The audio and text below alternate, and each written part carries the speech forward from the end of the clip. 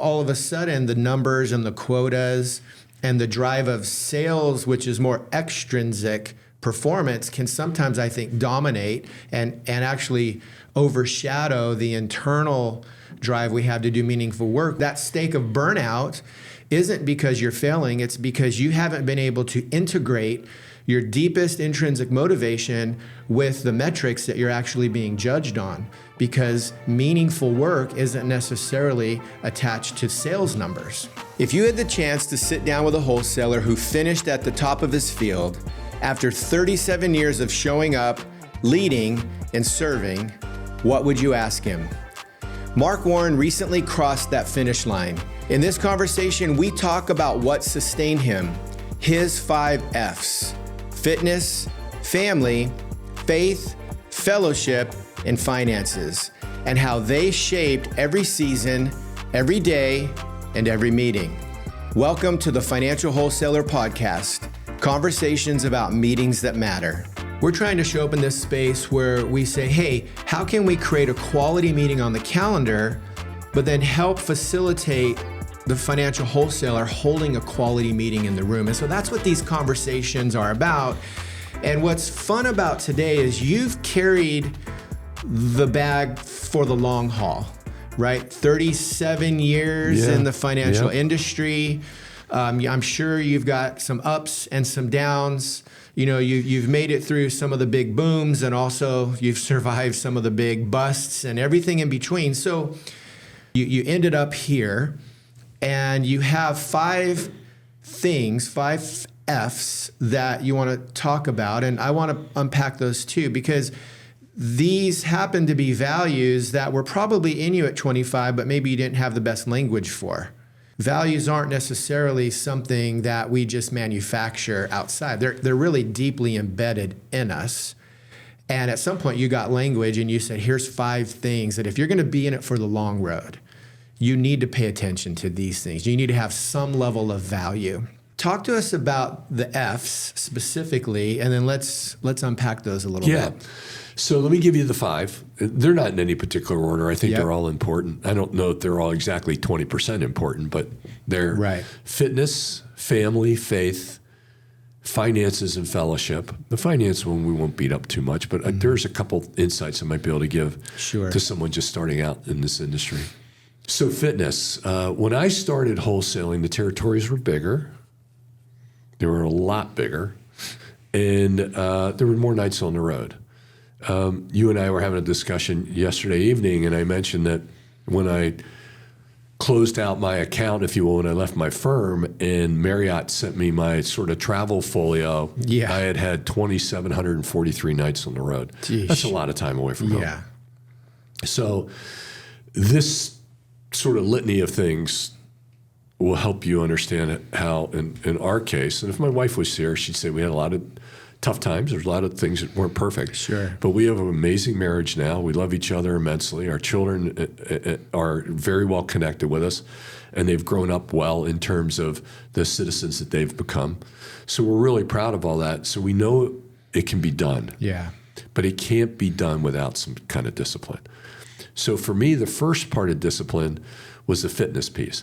And I don't want to say this is easy for me, but because of the way I'm wired, and, you know, again, I'll make a little funny quip here, but, you know, I'm guessing that most people that are in the wholesaling world have some kind of ADD or ADHD or some other thing. They're like the barracuda where anything shiny they want to get to and, you know, sell and get those people in your book of business. My friend Brad says that he's like a golden retriever, just sticks his head out of the window of the car driving down the road with his tongue flapping all over the place, excited for the next thing. So you're just doing what, right? I mean, you know, you got to really be, there's a game within a game. Right. So the game within the game is, first of all, for me, was fitness. So we could go through the whole little test, but if you're listening out there, just a couple things to think about. Here's a quick way of looking at it, and then you can think about it any way you want. So if you don't smoke, just make a little mark on a piece of paper, or, you know, pull on your finger, or pull your finger back or whatever. So no, don't pull on my finger. Right. Sorry. That's a bad idea. If you don't smoke, probably a pretty good thing, right? Yeah. If you're getting enough rest, and when I first started the industry, the whole rest thing was. So if you don't smoke, you have one. You have one. Yeah. Getting enough rest is now, with all the different bands that are out there, whether you're Fitbit or Whoop or Apple Watch or whatever, everybody's going down the sleep road, and you need sleep to recover, and quality sleep allows you to recover better than it allows you to execute better. So sleep's a big deal. Sleep deprivation for the military and special ops is just a way to weed people out. But you need to have good sleep. So it's something else to think about. The other thing is you got to eat right.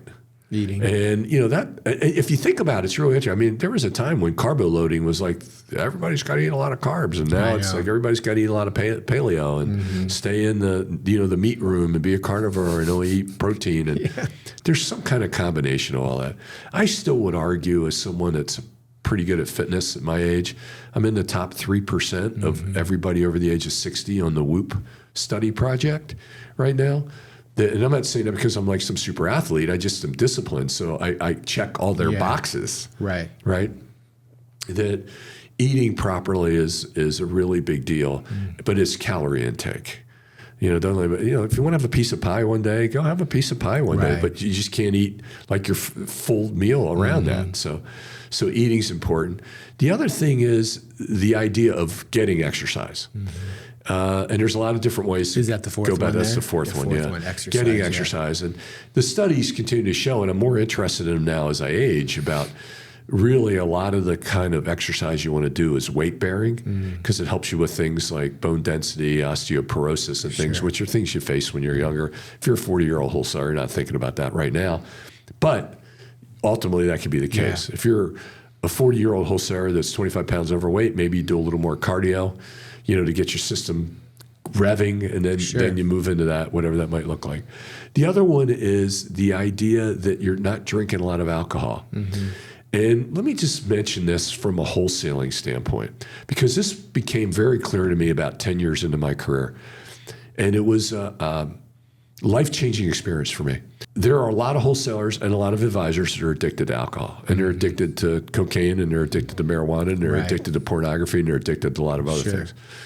However, the math really works against you as a wholesaler. So let's say your firm says that you need to take out advisors 3 dinners a week. Let's just say your firm says that's something you got to do.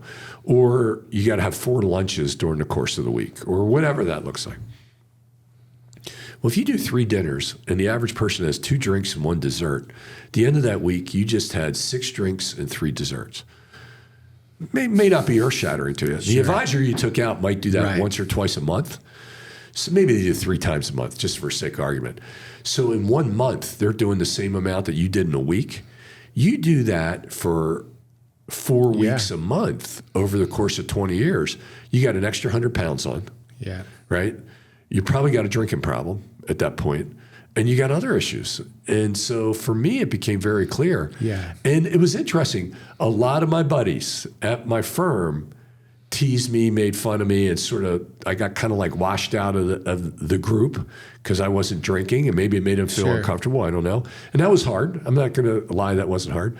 But on the other side, I never had an advisor say, well, hey, how come you're not drinking? Or how come you're not having dessert with it? They enjoyed their glass of wine and their dessert, and I'm no prude. I mean, I grew up doing that. I mean, that was part of what I did when I first started in the business. So that's a really important part of the equation. And it will fall into the fitness umbrella. Be very, very careful. And the last thing is you're within 5 pounds of the weight you graduated high school. So there's 6. There's We're 6. looking at 6 here. Yeah, 6. Let's go 6, 5 pounds. 5 pounds of the weight you graduated high school, which is really hard for a lot of people. So I'm going to put my thumb down on that one. I'm not quite there. Okay, so you got 5 of 6. So here's the good news, Mitch, about having 5 of 6. If you're 4 or more, you will live 11 years longer than a man. So 4. 4 or more, 11 years longer than a man who has 3 or less. If you're a woman and you have 4 or more, you'll live 7 years longer than a woman that has 3 or less. And ladies out there, if you're listening, don't get upset. It's because your life expectancy is longer anyway. So that's factored into that programming. So 7 years for a woman, 11 years for a man. Fitness is a really important part of life in general. Longevity. But and longevity, we Yeah. could go on and on about that. Yeah. I love talking about longevity. But now in the wholesaling world, depending on how your territory is structured, you really got to think about that. So the practical question, if you're asking me, would be, okay, how'd you do that? And I would say, because I was in California, and when I first started, the markets opened up at 6:15. Yeah. There were a lot of advisors that I met that said, you need to see me before I start trading. So it became a very early person's business, but it also was an early out business. You know, most of the time, the market closed at 1:15. You did a lunch and you were out of there by 3. So I either trained really early in the morning or really late at, not late at night, but in that afternoon sort of thing, in that window between. That makes sense. When people were out of the market. Now, that's not necessarily what's going on today, but it set the standard for me for that discipline.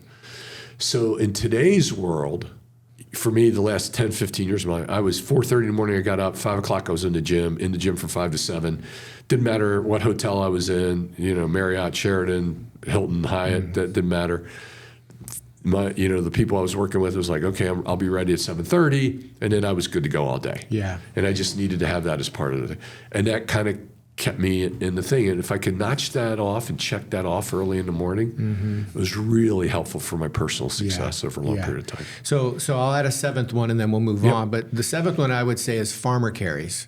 Yeah, right, exactly. It's the grip strength. Yeah, exactly. But, 2 briefcase, just filling with like 80 pounds of, whatever inside no one knows, but now you're farmer carrying all day. Yeah, you are farmer carrying. Yeah, you're dead weight carrying. Which, by the way, I would say to anybody, if you're a young wholesaler, be very careful with that because your back will start to hurt. Sure. Yeah, no, exactly. So, okay, so we have fitness. And what's the next one someone needs to be thinking about? Family's really important. Okay. And I don't have any empirical evidence to this. I just have sort of observation. It seems obvious, family, but... Yeah, I just have more observation to this. So there's no study that's been done on it, but I've seen it enough. If you get hired as a wholesaler, as a single person, and then get married, your marriage has a tendency to work and last longer. Because the person that met you and became attracted to you while you were within that particular piece. If you're home every night and you're doing something else, and your wife's doing something else, and you've been married for a while, and then you go into wholesaling, there's like a whole nother set, depending on how many nights you're out, the territory structure and all that. There's like a whole nother set of things. I mean, it's hard enough as it is, but there's like another set of hurdles, if you will, sort of into that, what that looks like. So, I was blessed. My wife was a flight attendant. I met her on a plane going to do a seminar. I mean, God has a great sense of humor, right? So he put me with someone that really understood travel. And for the first, let's say, till our second child was born, the first 7 years of our life, we were both traveling.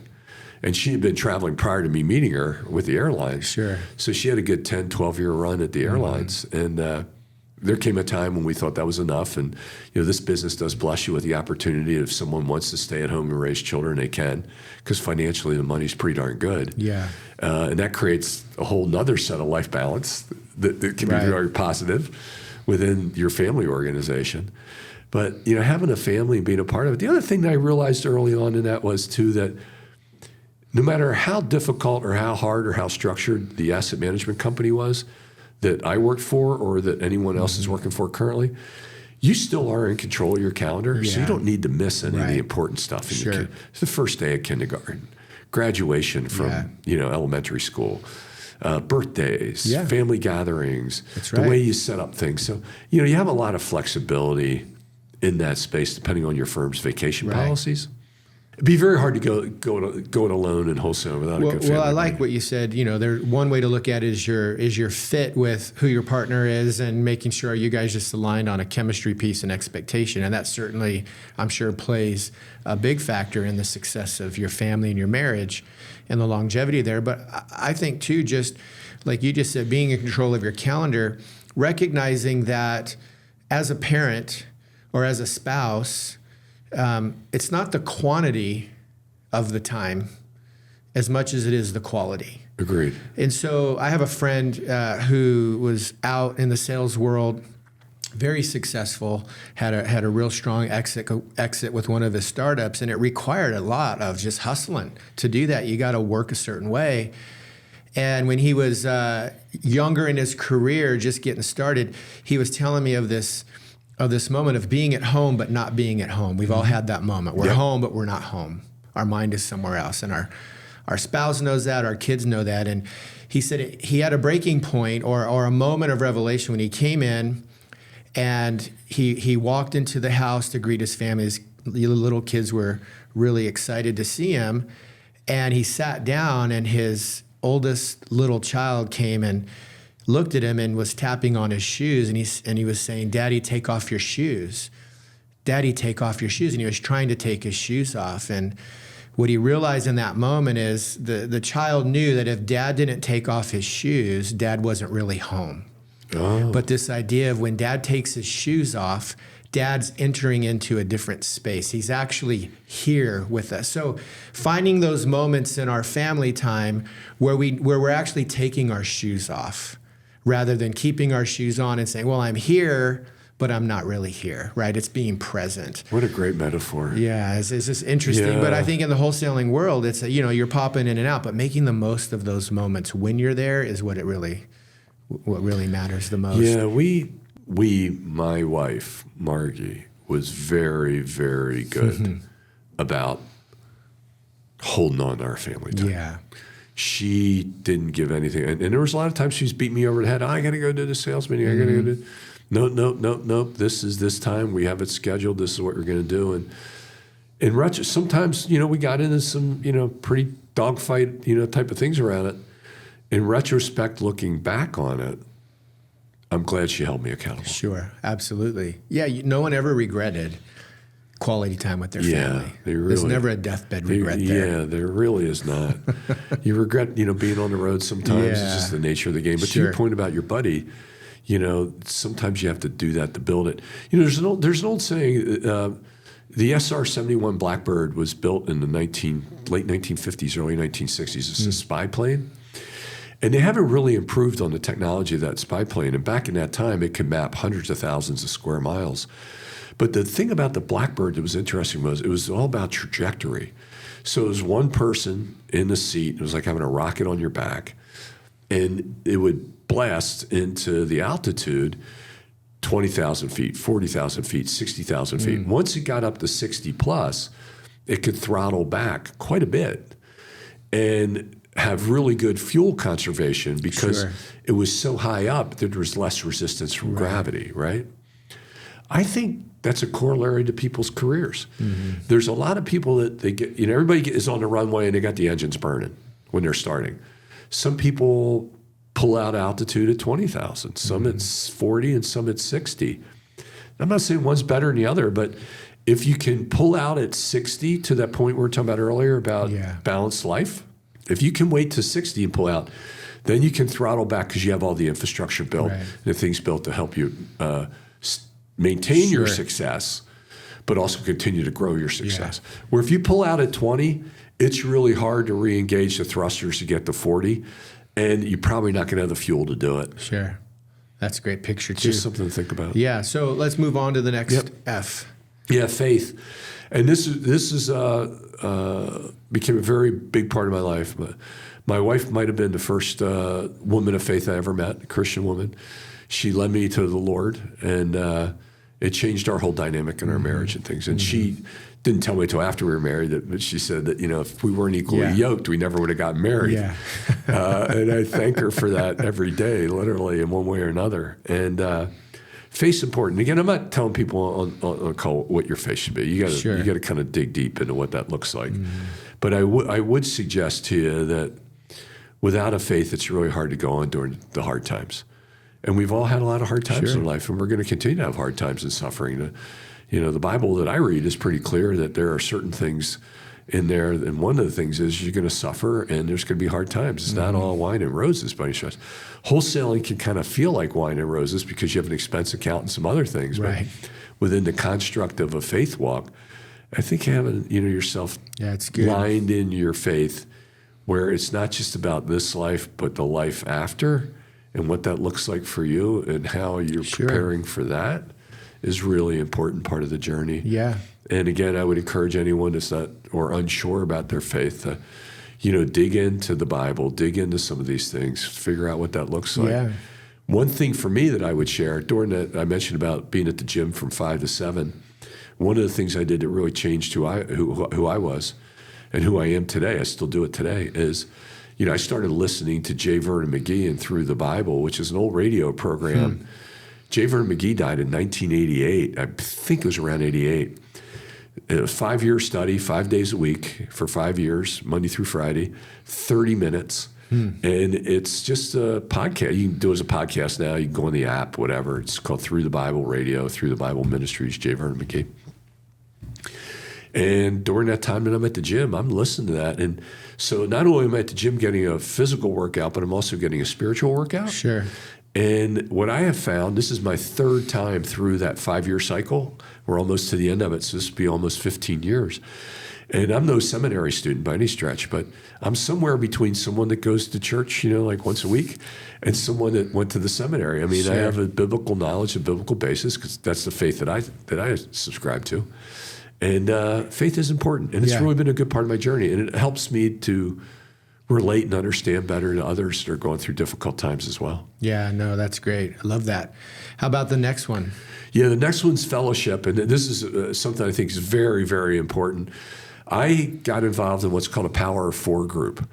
So I know there are Bible studies and there are men's groups and there are all that stuff on the faith side. We developed a Power of 4 group. I was asked to be in a Power of 4 group. A similar story about Dad, take your shoes off. I had a similar experience to that.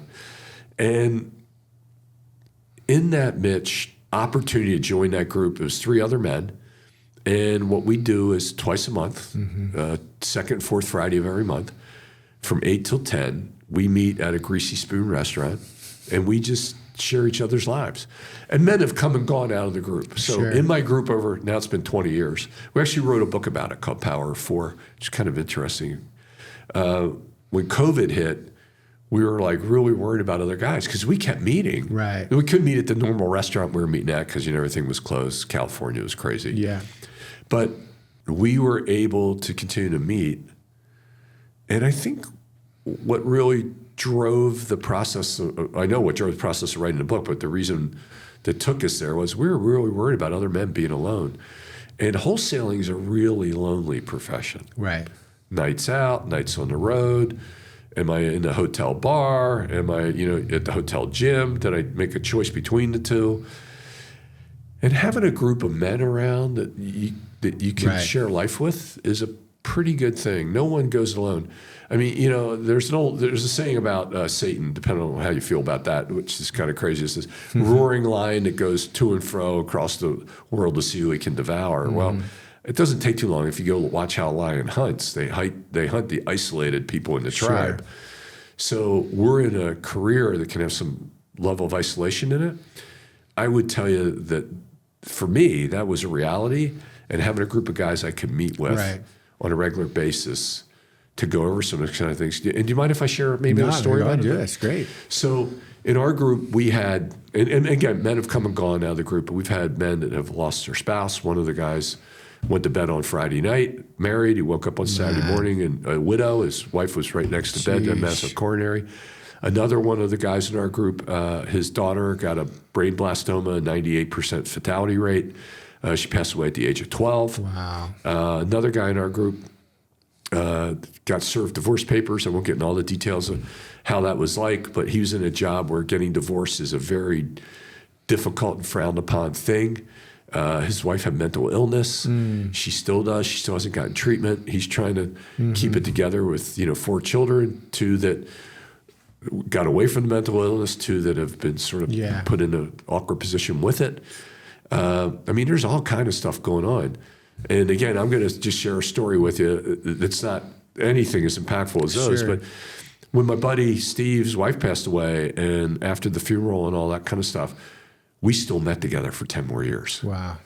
And we were there for each other for a long period of time. And that's what he needed. Yeah. I get the people coming to the wake and the funeral service, but they all leave. having people around you that Right. care about you that you can share with. So I used to swim in a master swim program, hence, the fitness thing. And they changed the coach on Monday. So the way the program worked, it was 6 to 7 a.m. Monday through Friday at the local pool, noon to 1 Monday through Friday at the local pool. You could go anytime you wanted. You could go, anytime you want to go. So I've been going on Mondays and Fridays for a long time. And on Monday, they switched coaches. The woman was about 10 years younger than I am. Very attractive woman. Great athlete.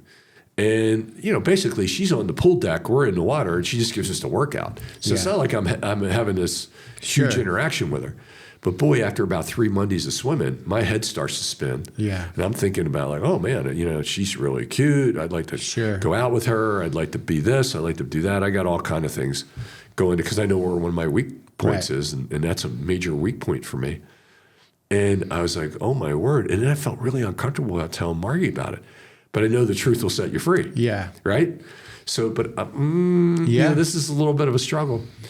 So I couldn't wait after the third Monday, that Friday of that third Monday, I was going to my Power 4 group with these guys. Yeah. And I couldn't wait to get there. Now, typically, the way that group worked was we got there, we kibitzed a little bit, had some fun. We'd order, we'd pray together, and then we spent time on, if someone was going through something more difficult, it was a half hour for 4 people. So it's a 2-hour thing. But if you had a lot going on in your life, Mitch would say, hey, Mitch, take all the time you need, right? And then we'll get back to the others later. Yeah. I get in there, and I'm like, guys, I got to tell you something. I mean, this is like, without the kibitzing, the ordering, and I go, there's this woman, and she's at the pool, and she's an instructor there, and I can't get her out of her mind. And I'm thinking about her, and I want to, it's interrupting my marriage and my intimacy with Margie, and blah blah. And literally, Mitch, as the words are coming out of my mouth, I can feel that power or that sort of grab or that sin or whatever. Sure. Because I'm confessing it to a group of other guys. That by sharing that with them, the truth was literally setting me free. Yeah. And it was setting me free so much that, after we ordered, I did a little more stuff. And then one of the guys actually said this, and this was really where a second big takeaway for me is he goes, you could have just swam on Monday at 6 to 7 a.m.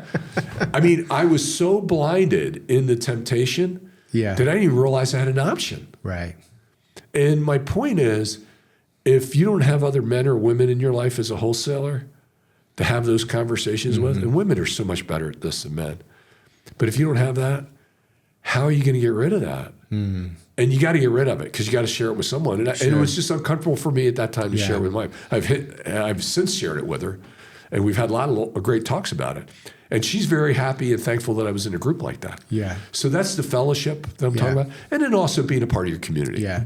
Well, and it's just developing some type of group, whether for you it's a faith-based group, but we know that, just having people in our lives where we feel safe enough to be honest. Yes. And whether it's a struggle of some type of conviction or behavior that we want to, have our hands around, or maybe it's just the pain, when you do lose someone that you care about, who do you go to? Who do you have in your life to support you where you could just grieve and have a moment to say, this is really hard and I don't know what to do. I don't have the answers.